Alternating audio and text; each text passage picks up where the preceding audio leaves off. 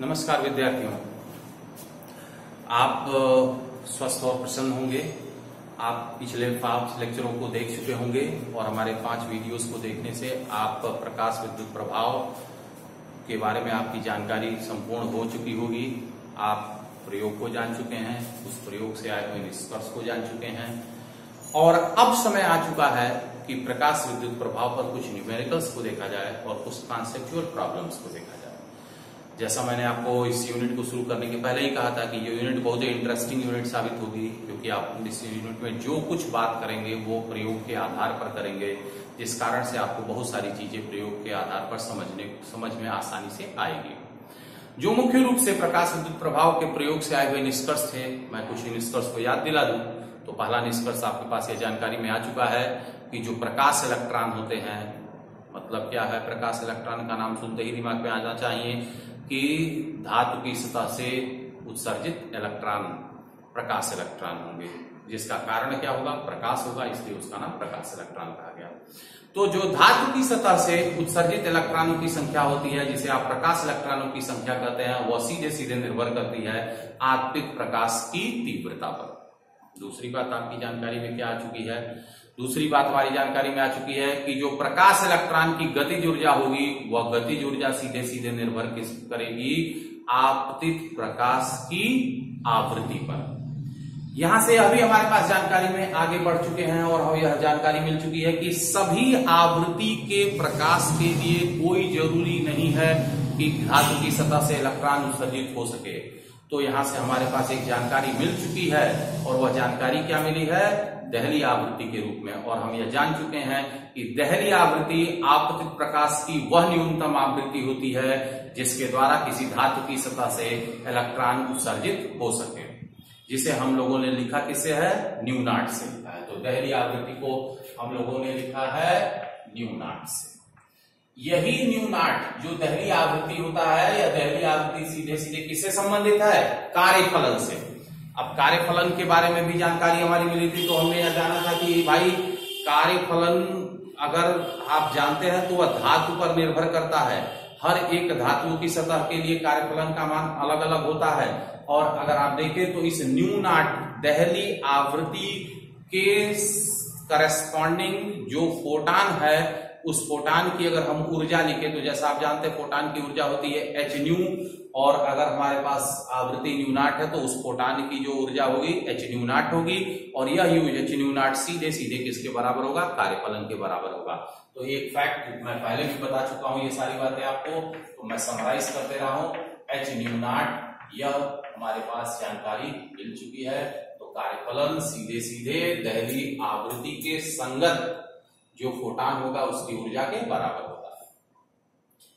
अब आप जानते हैं कि देहली आवृत्ति से हम आगे बढ़े थे तो वहीं तुरंत हमारी जानकारी बनी थी देहली तरंगदैर्घ्य के बारे में। और देहली तरंगदैर्घ्य के बारे में जानकारी बनी तो हमने यह जाना कि देहली तरंगदैर्घ्य क्या है, तो हमने जाना कि आपतित प्रकाश का वह अधिकतम तरंगदैर्घ्य जिसके द्वारा किसी धातु की सतह से इलेक्ट्रॉन को उत्सर्जित किया जा सके, वह क्या कहलाएगा, देहली तरंगदैर्घ्य कहलाएगा, जिसे हमने लैम्डा नॉट से रिप्रेजेंट किया है। और आपको पहले की कक्षाओं में यह जानकारी मिल चुकी है कि चाल, तरंगदैर्घ्य और आवृत्ति का संबंध होता है। क्योंकि हम यहाँ मॉडर्न फिजिक्स पढ़ रहे हैं, सारी की सारी बात फोटान के लिए कर रहे हैं, और आप जानते हैं कि फोटान की जो चाल होती है वो प्रकाश की चाल के बराबर होती है, जिसे आप c से लिखते हैं। तो इस तरह से अगर हम कहें तो जो चाल, आवृत्ति, तरंगदैर्घ्य के बीच का संबंध है वह संबंध है c is equal to nu naught lambda naught. यहाँ से आप आ जाएंगे nu naught is equal to c upon lambda naught. तो इस तरह से कार्यफलन का मान जो होगा देहली तरंगदैर्घ्य के पदों में मिलेगा आपको, वह क्या मिलेगा, hc अपॉन लैम्डा नॉट। यह एक दूसरी जानकारी मिली। कार्यफलन के साथ कार्यफलन का देहली तरंगदैर्घ्य के पदों में मान, कार्यफलन का देहली आवृत्ति के पदों में मान। अब आगे बढ़े तो अब अगला प्रश्न है कि भाई अगर देखिए, एक तो हमारी यह जानकारी मिली कि कार्यफलन के बराबर की तो ऊर्जा चाहिए अगर आपको इलेक्ट्रॉन को उत्सर्जित कराना है। उतना से कम की ऊर्जा अगर आप धातु में मुक्त इलेक्ट्रॉन को देंगे तो मुक्त इलेक्ट्रॉन धातु की सतह को छोड़ करके बाहर नहीं निकल पाएगा भाई। तो धातु की सतह को छोड़ के वो बाहर नहीं निकल पाएगा। इसका मतलब कार्यफलन के बराबर की तो ऊर्जा केवल उसको धातु की सतह को छोड़ने के लिए चाहिए। अब सोचिए कि जो प्रकाश इलेक्ट्रॉन धातु की सतह को छोड़ा और आगे बढ़ने लगा, उसकी अपनी एक गतिज ऊर्जा भी तो है। इसका मतलब हुआ कि अगर उस धातु की सतह पर प्रकाश आपतित हुई और उस प्रकाश जो आपतित हुई अगर उसकी आवृत्ति को हम न्यू कहें, तो आप पाएंगे कि इस न्यू आवृत्ति के संगत जो फोटॉन होगा उसकी जो ऊर्जा होगी वो कितनी होगी, hν होगी। अब इस hν ऊर्जा को मान लीजिए पा करके कोई इलेक्ट्रॉन धातु की सतह को छोड़ा और बाहर की ओर निकलने लगा, मतलब प्रकाश इलेक्ट्रॉन बाहर की ओर चलने लगा। तो जो प्रकाश इलेक्ट्रॉन बाहर की ओर चल रहा है उसकी अपनी ऊर्जा होगी जो गतिज ऊर्जा है, और प्लस कार्यफलन जितना कि उसे चाहिए था धातु की सतह को छोड़ने के लिए। तो अगर हम उसकी गतिज ऊर्जा और कार्यफलन को जोड़ दें तो हम उस फोटॉन की ऊर्जा के बराबर हमें आना चाहिए। तो इस तरह से आप कर सकते हैं hν का जो मान होगा वो कार्यफलन W और प्लस प्रकाश इलेक्ट्रॉन की जो गतिज ऊर्जा होगी Ek के क्या होगा, बराबर होगा। तो आप इस तरह से कह सकते हैं Ek क्या है, गतिज ऊर्जा। ठीक, हमने इन बातों को आपको याद दिलाया इसलिए क्योंकि इस पर न्यूमेरिकल और कॉन्सेप्चुअल दोनों तरह की प्रॉब्लम्स बनती हैं। बोर्ड की परीक्षा में 100% गारंटी है प्रकाश विद्युत प्रभाव आपको नंबर देगा, और उसमें से निश्चित तौर पर एक प्रश्न आपको या तो ऑब्जेक्टिव प्रश्न में मिलेगा या तो 1 नंबर मिल जाएगा। मतलब कि बहुत ही टेक्निकल इससे प्रश्न बनते हैं, और वो प्रश्न टेक्निकल इसलिए होते हैं क्योंकि आपको ये सारे फैक्ट्स दिमाग में होने चाहिए, क्योंकि इन्हीं फैक्ट्स के आधार पर आपको सारी बातें करनी है। तो चलिए, यह तो समरी हमने बता दिया, इन फार्मूले के उपयोग पर हम आगे बढ़ेंगे, और आज हम चलते हैं न्यूमेरिकल्स को जानने की ओर। जो न्यूमेरिकल्स होंगे उनमें सबसे पहला न्यूमेरिकल हम देखिए जो देखने जा रहे हैं, यह न्यूमेरिकल बोर्ड की परीक्षा में 2 बार पूछा जा चुका है, और 2011 और 2014 दोनों सालों में यह न्यूमेरिकल पूछा गया। तो सबसे पहले न्यूमेरिकल को मैं लिख देता हूं। जो न्यूमेरिकल आपका है वो है कि सीजियम यह धातु है, धातु के पृष्ठ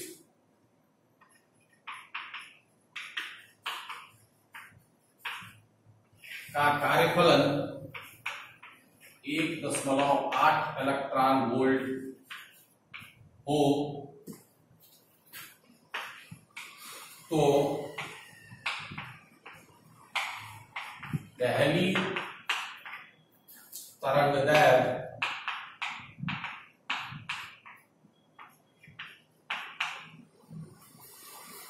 क्या होगा, क्या होगी।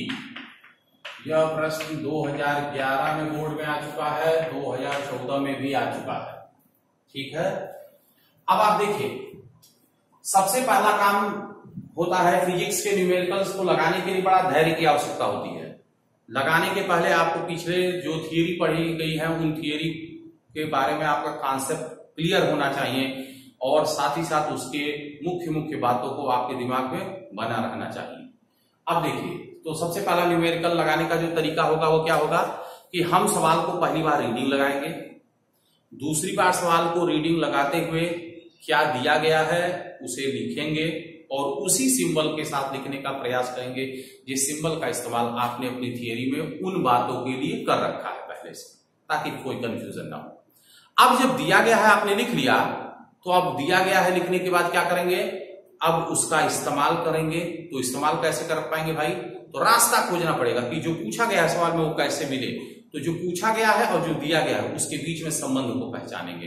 अगर हमारे पास कोई संबंध पहले से होगा तो हम सबसे पहले उस संबंध को लिखेंगे, और उस संबंध को लिखने के बाद हम आगे का रास्ता खोजेंगे। ठीक है, तो विद्यार्थियों कंसंट्रेट कीजिए, और साथ ही साथ ये भी ध्यान रखिए कि बोर्ड की परीक्षा में चूंकि आपकी स्टेप मार्किंग होती है, इसलिए आपको ये सारे स्टेप्स फॉलो करना होंगे। इसका आपको लाभ मिलेगा। बाई चांस मान लीजिए कैलकुलेशन में कोई गलती आती है तो कम से कम आप स्टेप फॉलो किए रहेंगे तो 0 नहीं पाएंगे, कोई ना कोई नंबर आप पाएंगे, 25%, 30%, 50%, जैसा आप आगे बढ़ पाएंगे।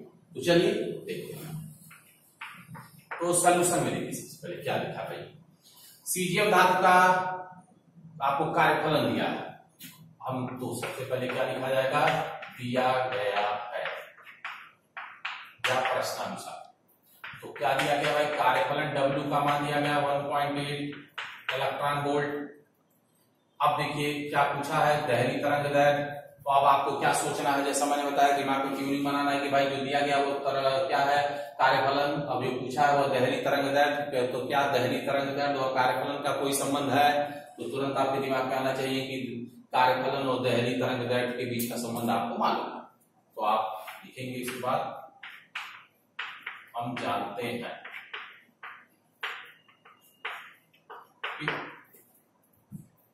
W is equal to HC upon lambda naught. क्या निकालना था भाई, लैम्डा नॉट। यहां से आप लिख सकते हैं इसका होता है HC अपॉन W। अब देखिए समस्या क्या है, चलिए फार्मूला तो बन गया कि अगर हमारे पास कार्यफलन है मालूम तो कैसे हम दहली तरंग दैर्घ्य को निकाल सकते हैं। लेकिन समस्या देखिए क्या है, आपके पास h का मान जो कि प्लांक नियतांक है आपको मालूम होना चाहिए, c जो कि प्रकाश की चाल है। अब इन दोनों का मान आपको याद होना चाहिए, क्योंकि ये कोई जरूरी नहीं सवाल में दिया जा सकते, तो इसका मान आपको याद होना चाहिए 6.6 into 10 to the power minus 34। C का भी मान आपको याद होना चाहिए 3 into 10 to the power 8 metre पर सेकेंड। इस तरह से आप देख रहे हैं कि आपको MKS यूनिट में मान चाहिए सब। अगर MKS यूनिट में मान चाहिए तो इलेक्ट्रॉन वोल्ट को जूल में कन्वर्ट करना पड़ेगा। इलेक्ट्रॉन वोल्ट को जूल में कन्वर्ट करने के लिए क्या करना पड़ेगा, 1.6 into 10 to the power minus 19 से मल्टीप्लाई करना पड़ेगा। तो इस तरह से सबसे पहला काम तो यही कर लीजिए, 1.8 into 1.6 into 10 to the power minus 19, ये क्या बन गया, जूल बन गया। अब आप देखिए जैसा आपकी जानकारी बन चुकी है कि भाई हमारे पास h का मान चाहिए, तो अगर आप चाहें तो इसको लिख सकते हैं, वैसे आपको याद है तो आप डायरेक्ट लिख सकते हैं। तो h इज इक्वल टू आप जानते हैं 6.6 into 10 to the power minus 34, और आप जानते हैं कि यह मान जो होगा वो कितने के बराबर होगा भाई, तो यह मान होगा जूल सेकंड में होता है। अब देखिए c का मान भी आपको मालूम है 3 into 10 to the power 8 metre पर सेकेंड, ठीक है भाई। अब देखिए अब इन दोनों मानों को यहां भर दिया जाए तो आप लिख सकते हैं lambda naught is equal to कितना, 6.6 into 10 to the power minus 34। C का मान कितना भाई, 3 इंटू 10 टू द पावर 8।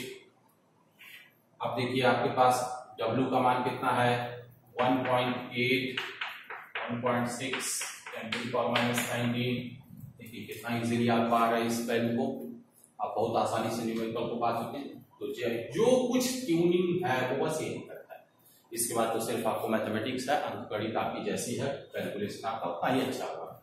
तो आप देख सकते हैं यहाँ से लैम्डा नॉट का मान आपको मिल जाएगा। मैं सीधे आपको रिजल्ट बताता हूँ ताकि आपका समय बच सके। तो हमने सॉल्व जो किया है इसका रिजल्ट हमारे पास आ चुका है 6.875 into 10 to the power minus 7 metre. आप जानते हैं जैसा कि मीटर MKS यूनिट है और नॉर्मली तरंग दैर्घ्य को हम लोग अंगस्ट्राम में लिखते हैं। तो अगर आप इसको अंगस्ट्राम में कन्वर्ट करना चाहते हैं तो मीटर को अंगस्ट्राम में कन्वर्ट करने के लिए क्या करना पड़ेगा, 10 टू द पावर 10 से मल्टीप्लाई कर देना होगा। जब 10 टू द पावर 10 से आप मल्टीप्लाई करेंगे तो -7 और 10 बचा 10 to the power 3। 10 to the power 3 से जब मल्टीप्लाई करेंगे तो दशमलव का 3 अंक घट गया।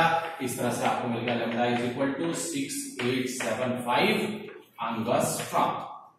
तो ये आपका बन गया सवाल। देख सकते हैं कितना इंटरेस्टिंग सवाल है और कितने आसानी से आपने सॉल्व कर लिया अगर सिर्फ आपको इतनी जानकारी। चलिए इसी पैटर्न पर एक और सवाल आपको बता देते हैं।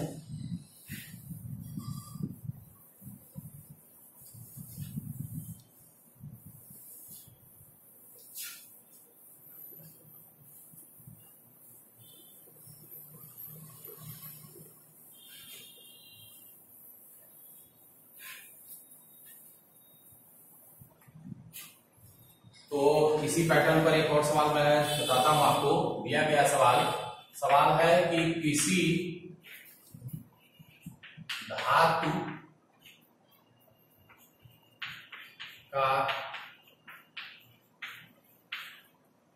कार्यफलन 6.6 इलेक्ट्रॉन वोल्ट है, प्रकाश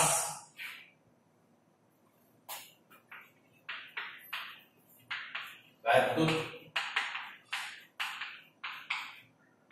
उत्सर्जन के लिए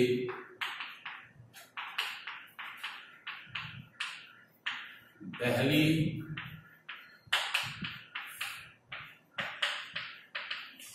तरंगदैर्घ्य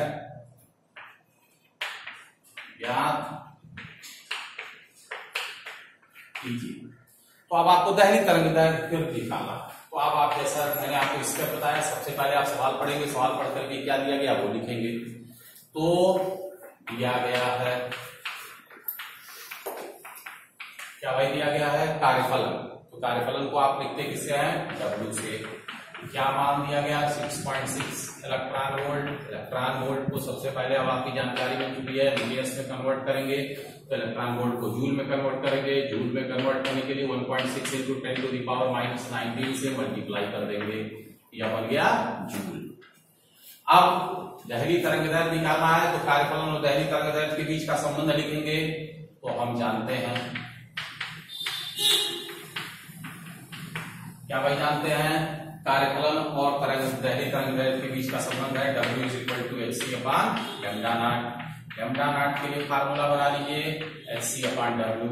जैसा आप जानते हैं यच प्लैंक नियतांक है जिसका मान 6.6 इंटू 10⁻⁻34 था, c का मान 3 इंटू 10⁸ था, और W का मान ऊपर दिया गया है सवाल में 6.6 इंटू 1.6 इंटू 10⁻⁻90, और इस तरह से आपका सवाल ये बन गया।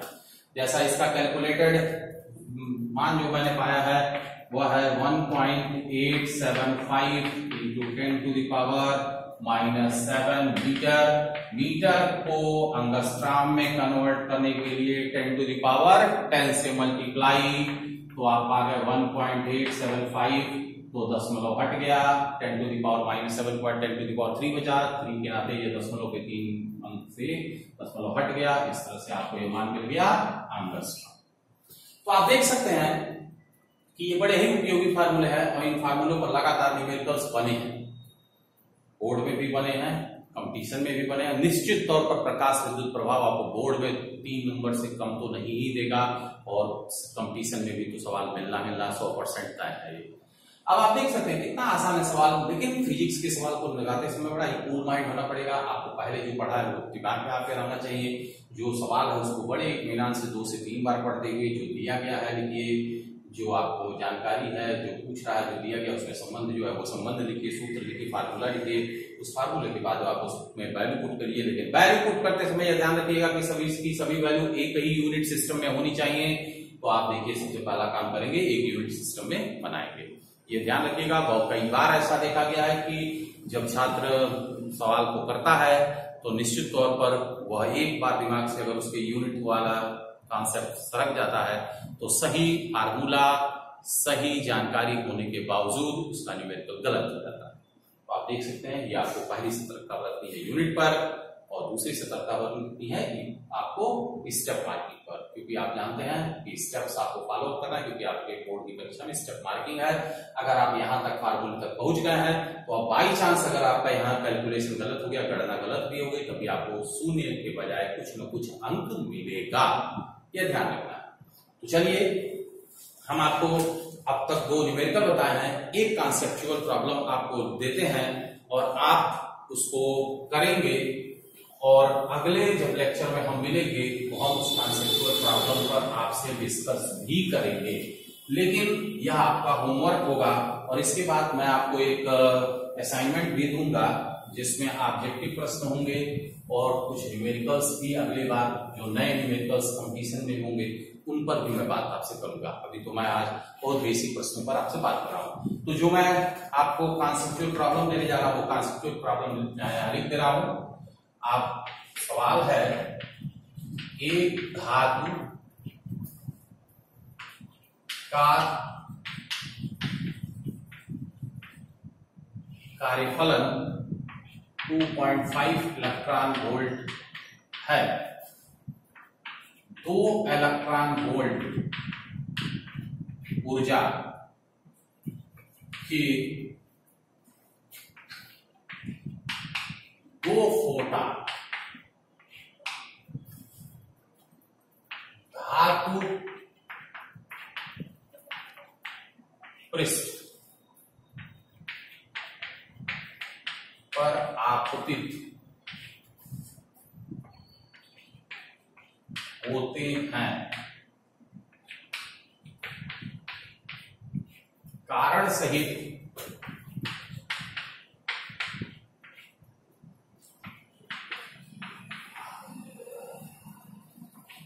स्पष्ट कीजिए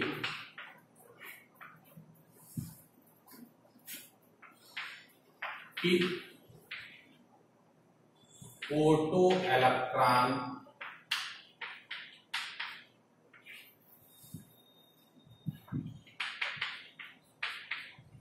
उत्सर्जित होंगे या नहीं।